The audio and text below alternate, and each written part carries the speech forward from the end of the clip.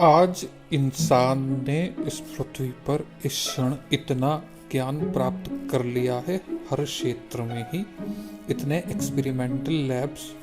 के थ्रू हो चुके हैं, इतने अध्ययनकर्ता बहुत विशेष सब्जेक्टों में बहुत ज़्यादा ज्ञान लगभग हर एक क्षेत्र में इंसान अर्जित कर चुका है। चाहे वो टेक्नोलॉजी हो, चाहे वो एक्सपेरिमेंट्स हों,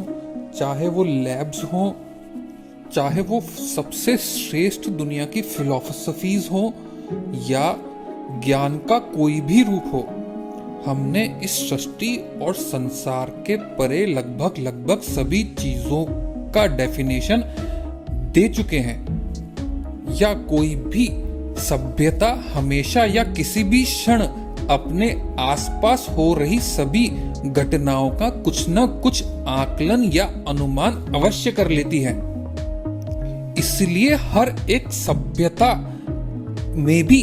अनेक ऐसे क्षण हो सकते हैं जिसमें उस सभ्यता द्वारा जाने गए सभी ज्ञान को अर्जित या स्टोर कर रख रखा हो।